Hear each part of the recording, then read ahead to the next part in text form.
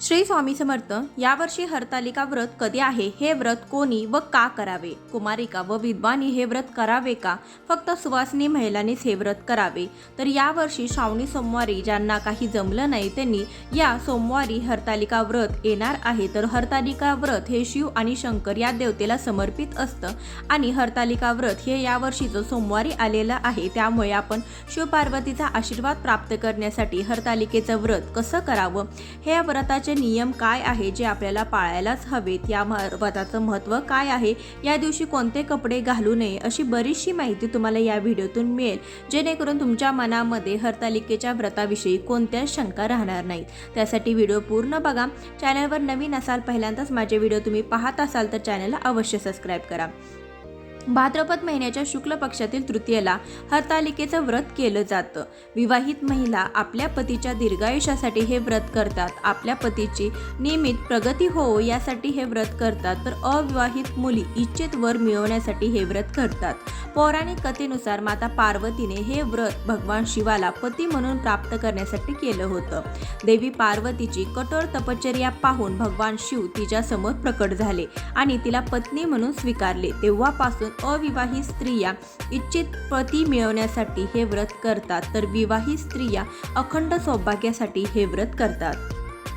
भाद्रपद महिन्याच्या तृतीयेला हे व्रत करण्यात येतं. म्हणजे जेव्हा गणेश चतुर्थी असते, गणेश स्थापनेच्या आदल्या दिवशी हरतालिकेचं व्रत केलं जातं.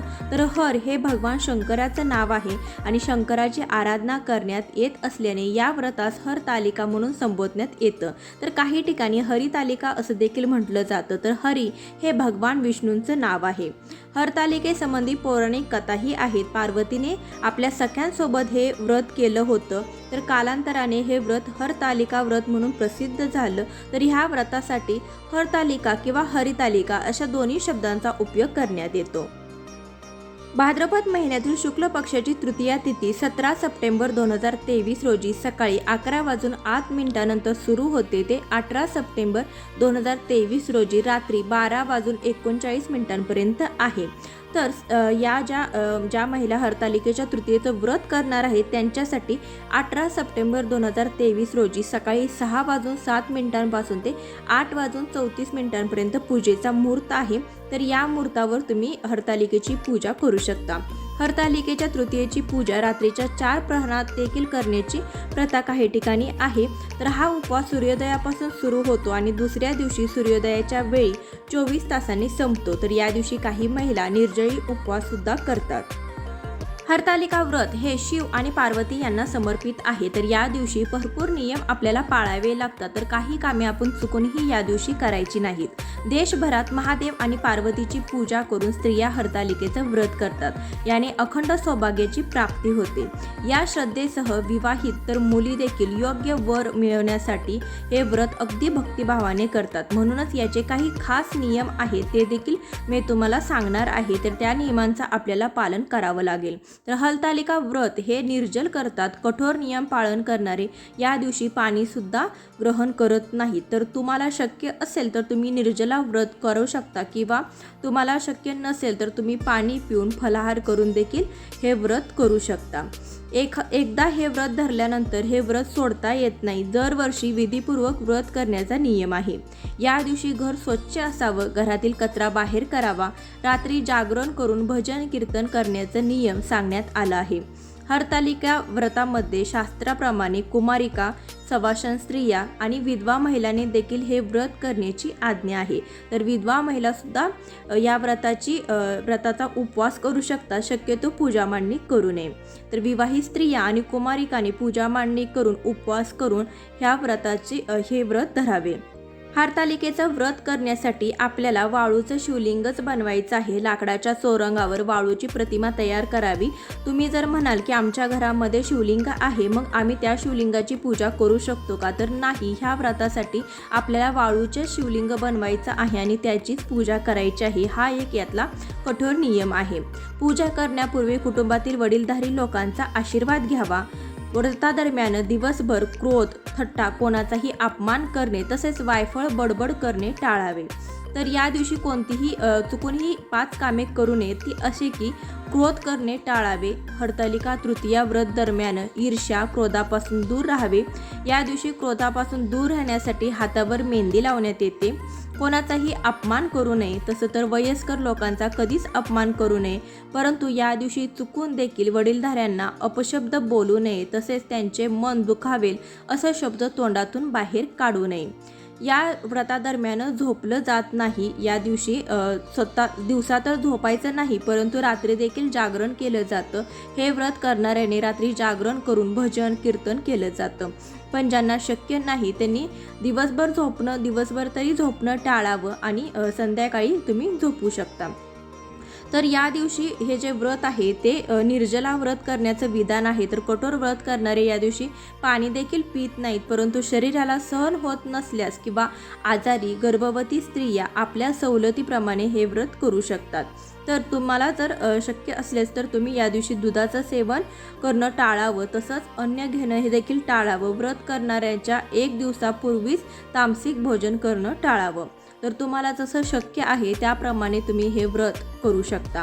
तर या दिवशी सगळ्यांशी प्रेमानं वागलं पाहिजे. नवऱ्याच्या दीर्घायुष्यासाठी करत असलेलं व्रत दरम्यान नवऱ्याशी भांडण वाद करणे टाळावे. नवऱ्याशी चुकीची वागणूक ठेवल्यास व्रत पूर्ण तरी कसं होणार.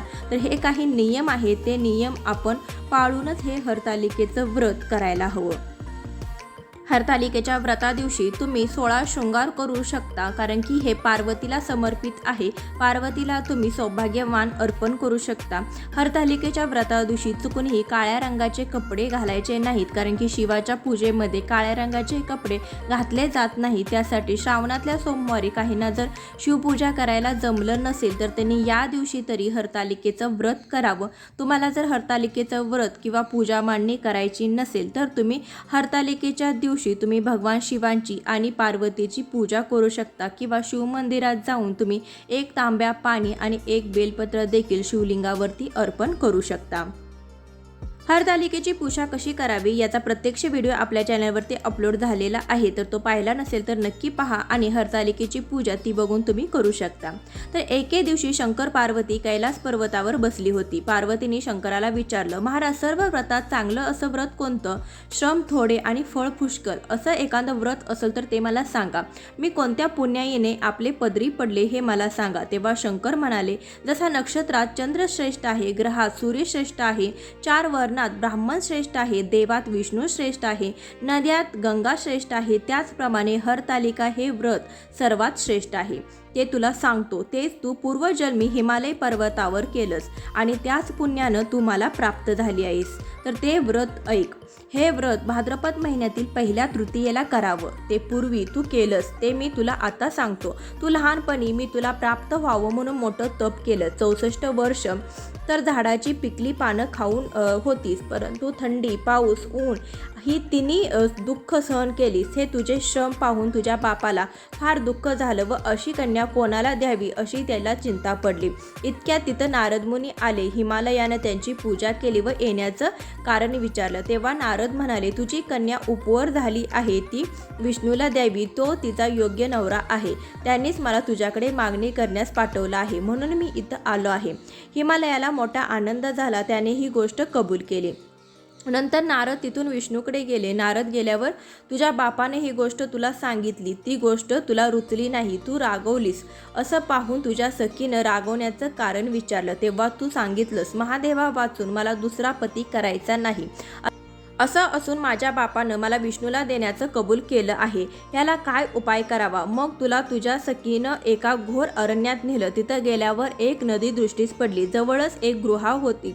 त्या गुहेत जाऊन तू उपास केलास. जिथं माझं लिंग पार्वतीसह स्थापलंस, त्याची पूजा केलीस. तो दिवस भाद्रपद शुद्ध तृतीयेचा होता. रात्री जागरण केलंस. त्या पुण्यानं इथलं माझं आसन हल्लं. नंतर मी तिथं आलो, तुला दर्शन दिलं आणि वर मागण्यास सांगितलं. तेव्हा तू म्हणाली, तुम्ही माझे पती व्हावं, याशिवाय माझी दुसरी इच्छा नाही.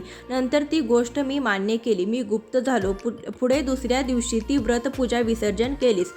मैत्रिणीसह त्याचं पारणं केलंस. इतक्यात तुझा बाप तिथं आला. त्यानं तुला इकडं पळून येण्याचं कारण विचारलं. मग तू सर्व हकीकत सांगितलीस. पुढं त्याने तुला मलाच देण्याचं वचन दिलं. तुला घरी घेऊन गेला. मग काही दिवसांनी चांगला मुहूर्त पाहून मला अर्पण केली. अशी या व्रताची तुझी इच्छा पूर्ण झाली. याला हरतालिका व्रत असं म्हणतात. याचा विधी असा आहे, ज्या ठिकाणी हे व्रत करायचं असेल त्या ठिकाणी तोरण बांधावं, केळीचं खांब लावून ते स्थळ सुशोभित करावं, पुढे रांगोळी घालून पार्वतीसह महादेवाचं लिंग स्थापन करावं, षाडोपचारी त्याची पूजा करावी, मनोभावे त्यांची प्रार्थना करावी, नंतर ही कहाणी करावी व रात्री जागरण करावं. या व्रतानं प्राणी पापांपासून मुक्त होतो, 7 जन्माचं पातक नाहीसं होतं, राज्य मिळतं, स्त्रियांचं सौभाग्य वाढतं. ह्या दिवशी बायकांनी जर काही खाल्लं तर 7 जन्म वेंदा होतात, दरिद्र येतं व पुत्रशोक होतो. कहाणी ऐकल्यावर सुवासिनींना यथाशक्ती वाण द्यावं, दुसरे दिवशी उत्तरपूजा करावी आणि व्रताचं विसर्जन करावं.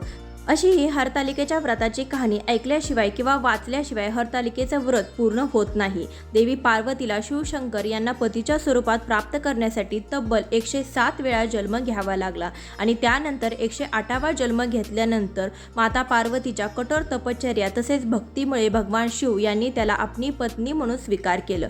म्हणून हरतालिका व्रताला विशेष महत्त्व दिलं जातं. खास करून स्त्रिया या व्रताला महत्त्व देतात आणि अनुभवाने या व्रताची उपासना करतात. कोणतीही स्त्री सर्व नियम पाळून ह्या व्रताची उपासना करेल त्या स्त्रीवर माता पार्वतीने प्रसन्न होऊन हे व्रत जी स्त्री करेल तिच्या पतीला दीर्घायुष्य लाभेल असं वरदान दिलं होतं. तेव्हापासून सर्व स्त्रिया हे व्रत आपल्या पतीच्या दीर्घायुष्यासाठी ठेवत असतात.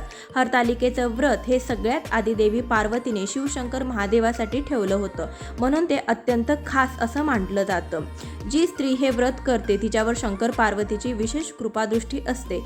अशा प्रकारे संपूर्ण नियम पाळून मनोभावे तुम्ही हे व्रत केले असता माता पार्वती आणि भगवान शिवशंकर तुमच्यावर प्रसन्न होऊन तुमच्या सर्व इच्छा आणि मनोकामना पूर्ण करतील.